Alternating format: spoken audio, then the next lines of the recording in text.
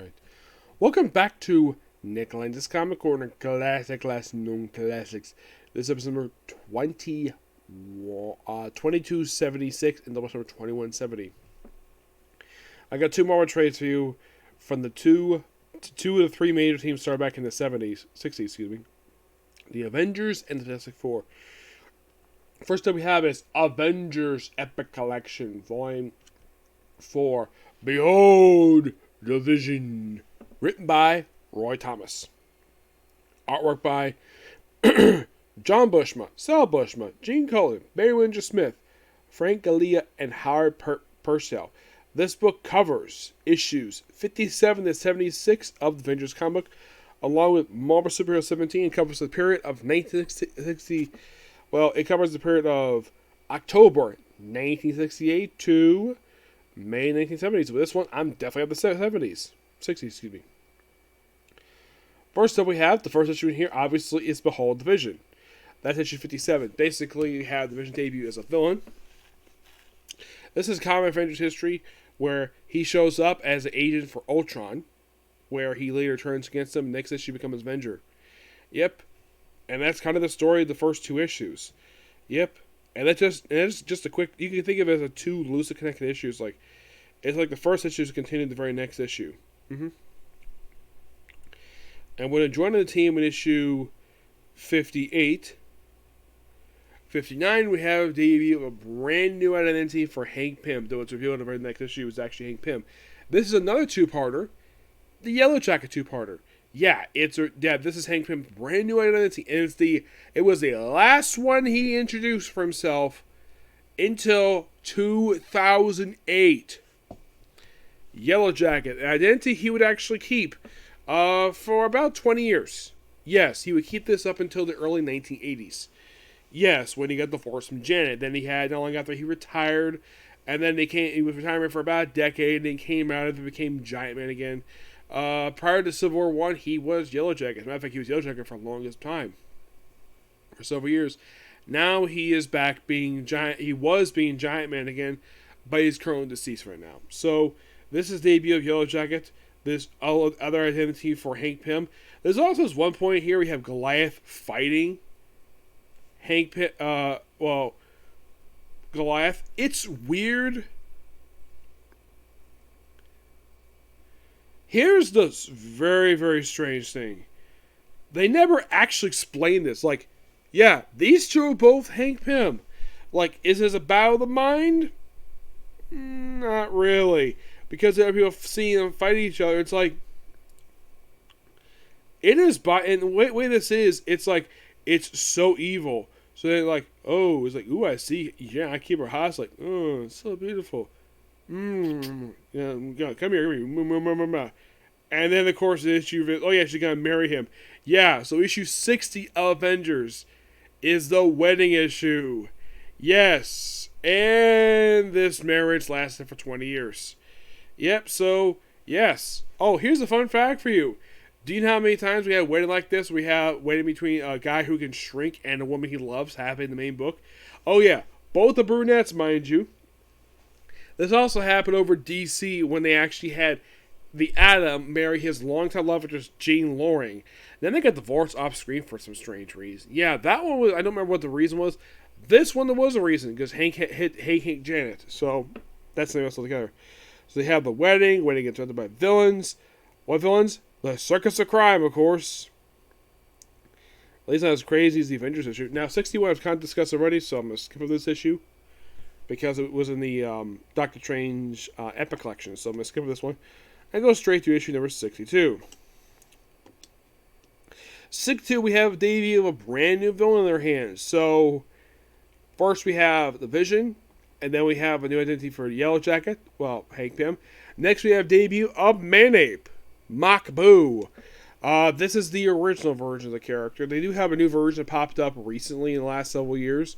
That is got a similar name but a completely unrelated character.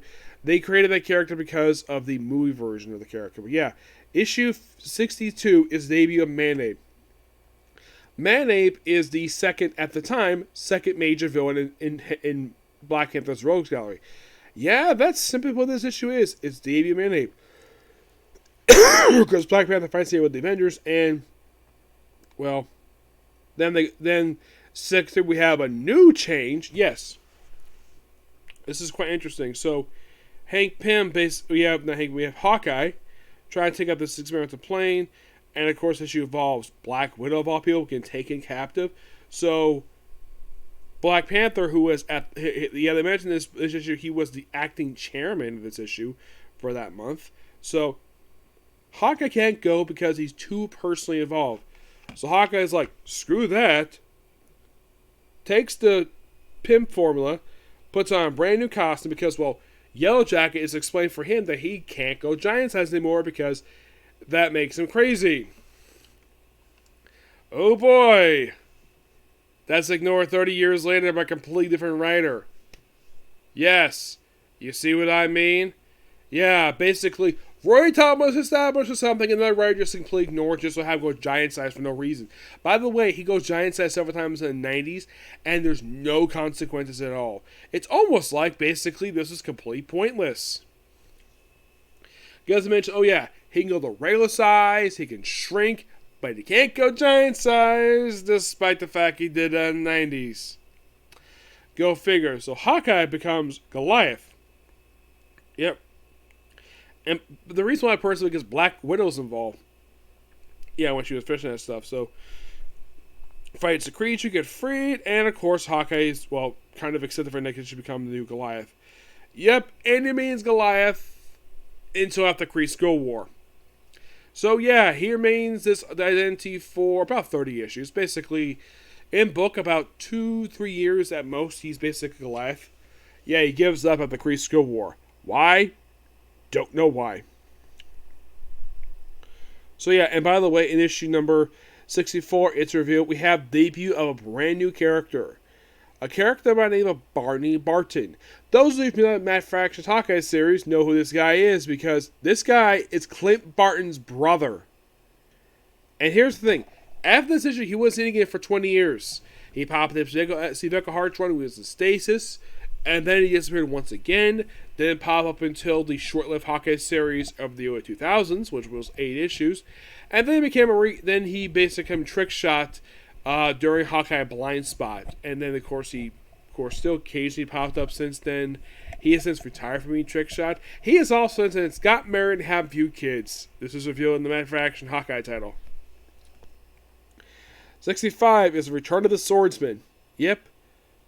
Yeah, and he's here because, well, he's got past with Clint, and of course, it's his encounter with him as Goliath. Yeah, that's mostly put what this issue is. And then you have issue number 66. We have The Great Betrayal, where Thor and Iron Man come in, just cause. Or apparently there's a traitor in the Avengers. Also, for some reason, we see, get this, we see the Shield Hero Killer orbiting the frickin' planet. Which, by the way, they very rarely ever do this. Mostly inside the atmosphere. Not really go much to the outside, but they just like doing this. So yeah, then of course it's like... Then of course the issue ends with basically Return of Ultron, except now it's Ultron 6. The one that when Vision showed up, that was Ultron 5. This is Ultron 6. You gotta love 6 Never Discover. Die, Avengers, die! Yes, that's Ultron for you. Yep, so yeah, they battle Ultron again, issue 67. Yep.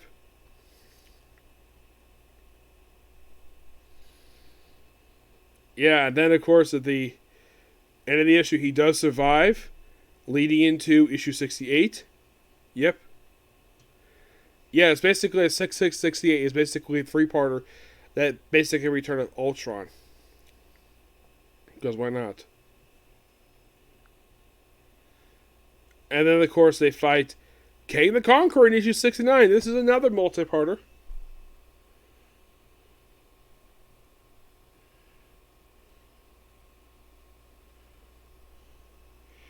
Yeah.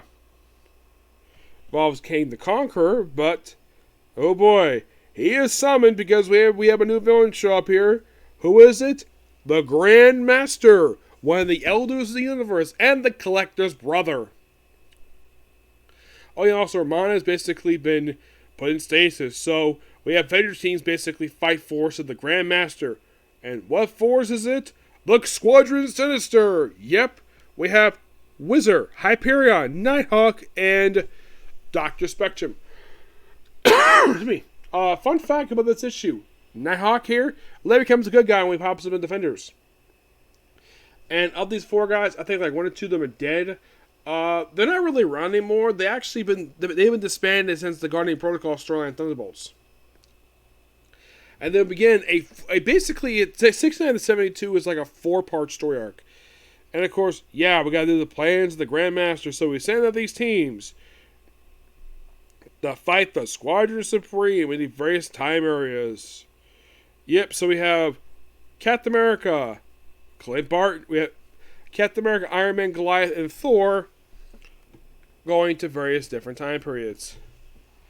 Yep, so Cap ends up in New York and fights Nighthawk, aka Kyle Raymond.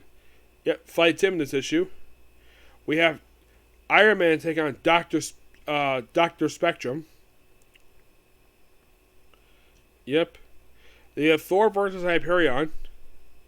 And you have basically Goliath, who's teaming up with the Black Knight here, who's basically a Reserve Avenger, and take on the Wizard.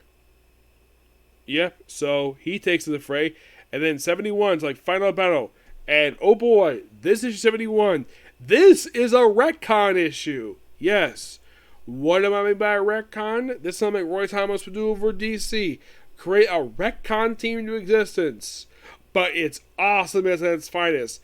Basically, this issue is unintentionally a backdoor pilot to a short-lived ongoing series published in the 70s. I'll get to this. So, then we have Black Knight speaking to his ancestor, Sir Percy, or deal with various stuff. And then we have Black Panther, Vision, and Yellow Jacket fighting off against freaking communists. And then they fight off against the Invaders. Yes, Golden Age Captain America, Golden Age Submariner, Golden Age Human Torch, aka Jim Hammond. Okay, there's been an exclamation here. This is the debut of the Invaders, a very popular team who occasionally makes appearances this very day. The Invaders, mostly put, are Marvel's answer to the JSA. Yes, it's a group of Golden Age superheroes, one of 2 superhero teams later recount in their stories, operate at the same time. You see, the JSA, the Invaders, operated by the Axis in Europe. The Liberty Legion fought home.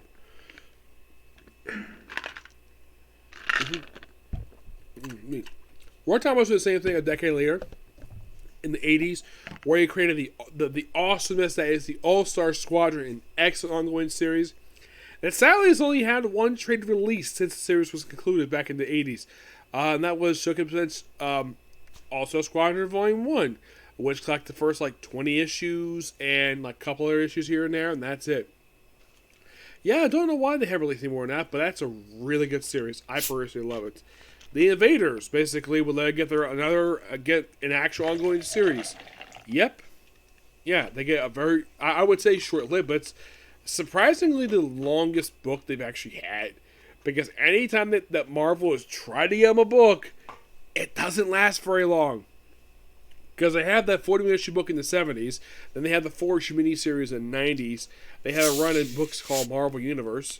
There, of course, was the short-lived New Avengers book, which lasted 10 issues, mind you.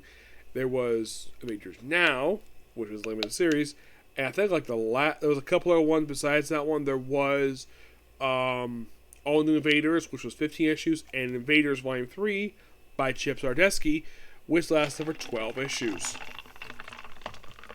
Yeah, so, yeah, they basically would explain this in the Invaders. In Giant Invaders number 1, where they explain the backstory, this is basically the retcon, basically existence. So they throw them in, they fight them, which is awesome. I love the fact that he created this group. Yeah, and then it goes that story. I thought basically concluded with 72, though. 72 basically starts off a really good start with a guest appearance here by Captain Marvel. Well, Marvel, the original Captain Marvel. 72 kicks off a historic last for a few issues, where you have the Avengers versus the Zodiac, the first storyline for them. And the first that faces off against, and the story, did you hear about the one about Scorpio? Yes. Now, you're probably thinking, did Marvel create this as an answer to the Zodiac Killer, which was basically operating over in California back in the 70s? It's a distinct possibility, though it could be just...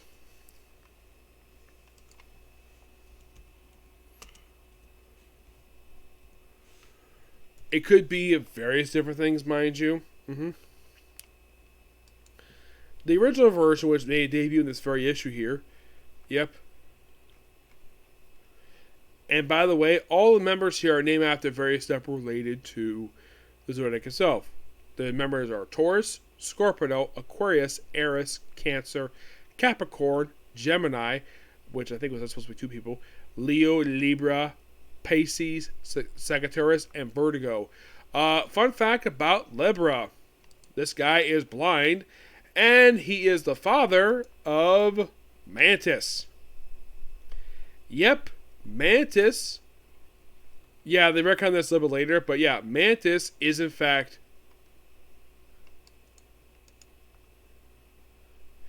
the daughter of Libra.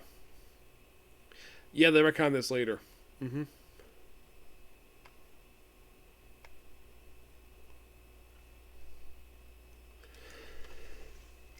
Me. So yeah, so they fight them. Of course, Rick Jones is here. Yes, Rick Jones is here because we have the Avengers assembling here with Cap. We're joining the Cap's right by the team, and of course, well, we deal with the Scorpio, and by the way, we have Marvel where he's got silver hair because, of course, he did. Yeah, this is basically a result of his book going hiatus briefly. So, yeah, and here's the Zodiac. All the members making their first full appearance. Yeah, and this is a storyline for them that lasts, I believe, for 3 issues, not mistaken. Yeah, that's the thing with this book. It's like they love 3-issue story arcs. Oh yeah, this is the version here we see here is known as the Zodiac Cartel. Yeah, that's what this group is called. Yeah, they made first appearance here. Basically appear in this issue here, and they appear in another issue of Avengers, and then they return a bit later. Yeah, it's like 1 issue and done. Oh yeah, and it's revealed that Scorpion in this book is actually Nick Fury, but then it leads into the debut of another new group, the Sons of the Serpent. You probably are asking, who the heck is Sons of the Serpent? A group of racists. Yes, seriously. Yeah, they technically made their debut back in issue 32 of this book, but wow, it's like... And by the way, this actually is a 2-parter. Yeah. Because it's the early 70s, of course they would. So, then we come to, well, when we get to this issue here, there's an issue here I want to talk about. Because after they deal with Son of the Serpent, which also is Black Panther 2, which goes on the cover because it's captured. Yeah.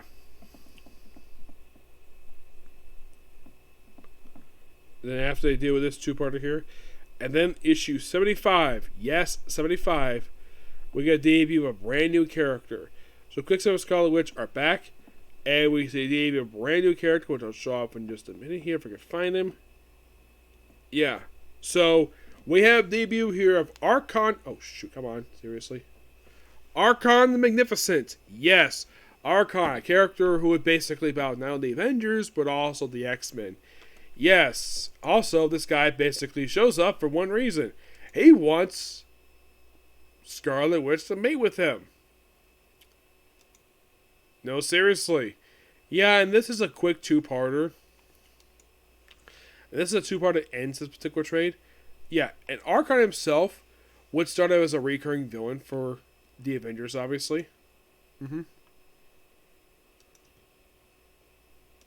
Yeah, Simba put this guy is kind of like a space version of Conan the Barbarian if he was a freaking dictator. Yes, so after this 2-parter, he pop up in one more issue of Avengers, and then he would pop up in several other books, mind you. If you're curious though, what was the most recent book he popped up in? Champions. Well, the second one with the book. Yeah, also for some reason they have pop up in Weird World after the issue, appearing Amazing Experiment for a standalone issue.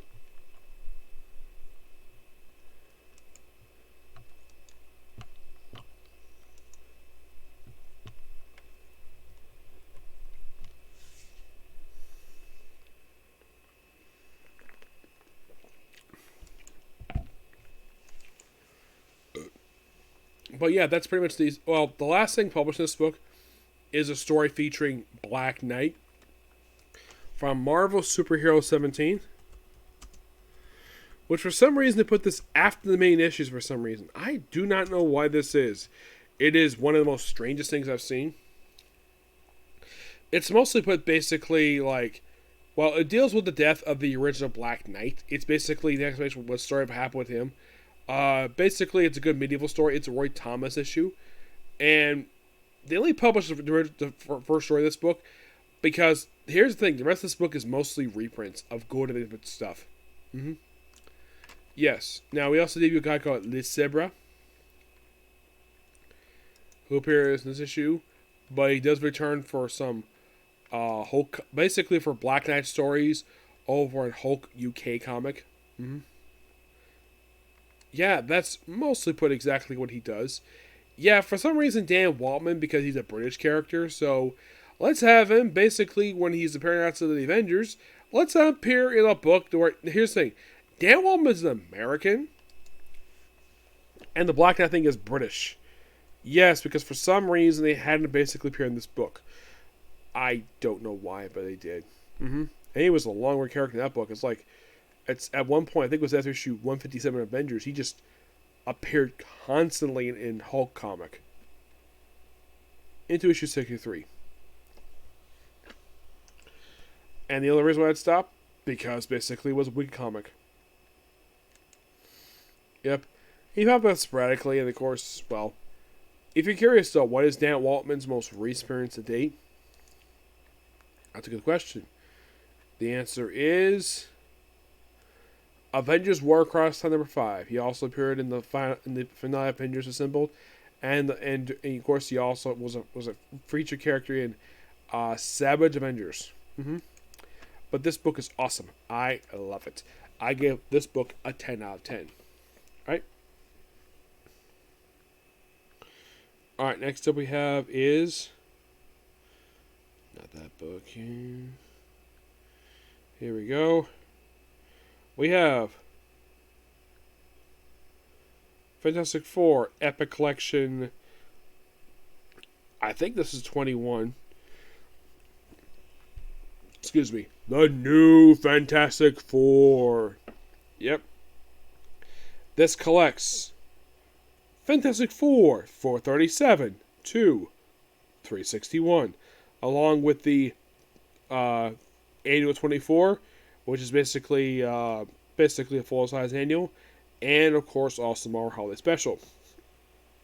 This book covers the period of December 1990 and concludes in February 1982. Basically, 347 to 349 is New Fantastic Four storyline. When Fantastic Four disappears, so Sue, well, it's mostly just Johnny, the Thing, because the Skrulls took them. By the way, I should point out that the artist writing the arts for latest issues is Walt Simonson. We also have Al Milgrom, also does co-writing artwork too. James Brock, Lane Kameski, who I heard recently, I think about a couple weeks ago, he's actually in the hospital right now. He's a very good writer. Check out this work. Dana Figroff, Tom DeFog, who becomes a long-running writer of this book, along with Paul Ryan. All works by Arthur Adams. I already mentioned about three of these areas. Mark Bagley and Gracie Tuca and Chris Ivey. The front cover of this book is done by Arthur Adams, Art Turbert, and Jason Keaton. Back cover is done by Walt Simonson. Yes. Yeah, 347 basically is the new Fantastic Four story. Because, okay, so we start with New Fantastic Four. So they disappear and they recruit Hulk, Wolverine, the Dan Catch, Ghost Rider, and Spider-Man to replace Fantastic Four gone missing. And this lasts for 3 issues. Yep, it's a 3-part storyline. Starts 347, wraps up in 349. And of course, the New Fantastic Four themselves do occasionally appear after these issues in particular. Mm-hmm. Yeah, that's the thing about New Fantastic Four. They still occasionally appear even after this storyline wrapped up. Oh yeah, definitely. Mm-hmm.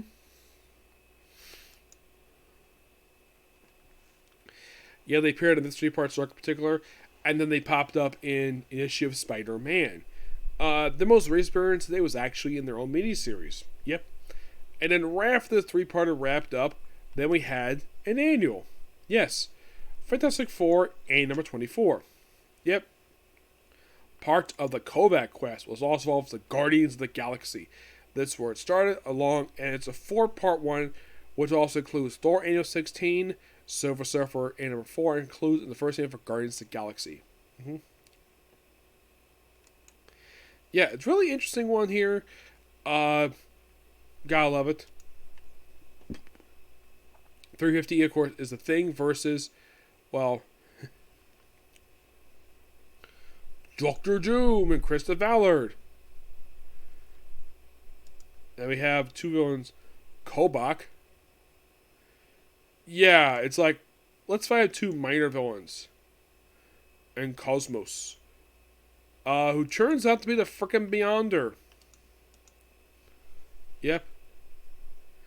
And then 352, the Fantastic Four fight the Time Variance Authority.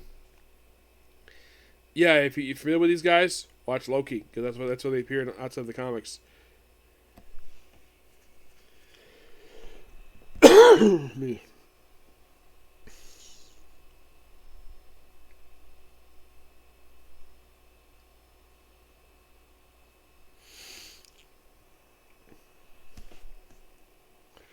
Oh yeah, by the way, Ben Grimm is not Ben Grimm. He's not thinking at this point in time. It's actually Sharon,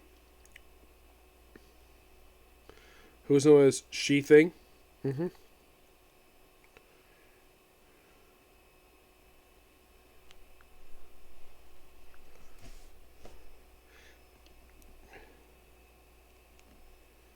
And of course, well, actually, the Thing does come back, but he's got a new appearance.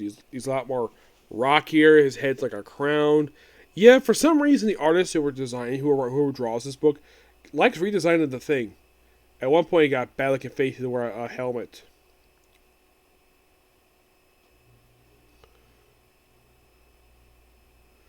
So you have to deal with Doc Doom again. And then, of course, we have a sort of issue where the cover says, there'll be a hot time in the Omniverse tonight. Yeah, it's a Human Torch issue.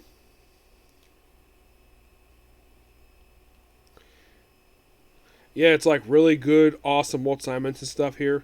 A lot of good cosmic stuff and really good sci-fi action. 355 is Thing versus the Wrecker. Yep. Which is just so awesome to see this. Yeah. Yeah, the Thing versus the Wrecker. A guy who's powered by a freaking crowbar. Oh, here's a funny fact. Did you know Luke Cage actually still has that freaking crowbar? Yep. 356, a guest appearance by the New Warriors. Yep.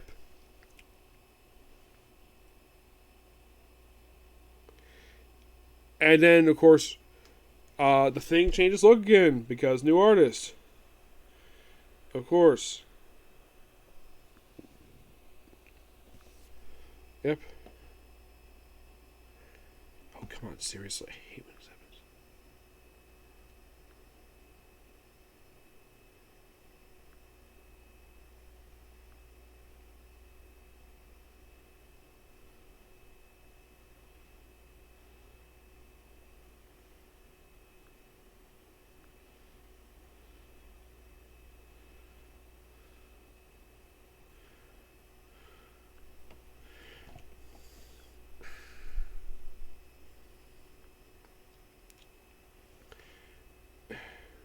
Yeah, sorry about this. My phone, for some reason, likes to change stuff here for no reason.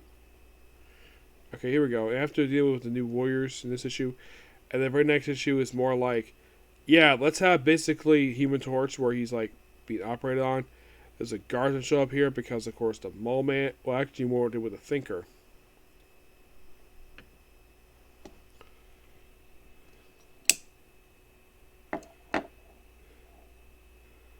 And of course, Sue is basically walking around the. Actually, it's not Sue. It's actually, yeah, the Thing going frickin' nuts because of, well, the Purple Master basically telling him, yeah, someone's daughter, so attack her. DeVille, oh no, Alicia Masters is actually a Skrull. Yep, this is a reveal in issue 358 that well, it's actually a Skrull. We have his triple size 30th anniversary issue. Yeah, and of course he was like, whatever happened to Alicia? What you did my wife? How long masquerading as her? Good question. And of course, after finally calming down, like, she goes, oh yeah, her name is Elijah. Yeah. So yeah, this is all a plot by the Skrulls to infiltrate Fantastic Four by having posed as Elijah Masters. Ian pointed out at that time, basically they decided to do it. Yeah, and by the way, in case you're curious though, this is a Tom DeFalco idea from what I heard. Yes, the whole idea of Lyra being Alicia Masters, like being retconned and this, that, the whole storyline with her. Yeah, that was all Tom DeFalco's idea from what I heard.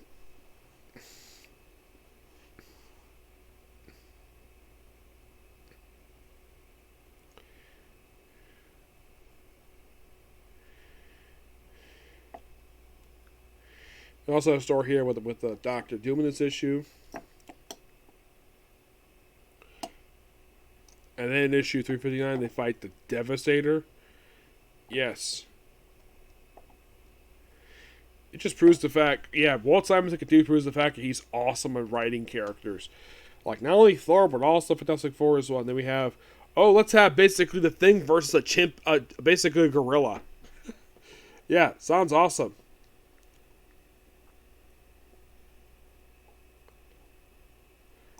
And then basically we have a Christmas issue. Yes, a Christmas issue.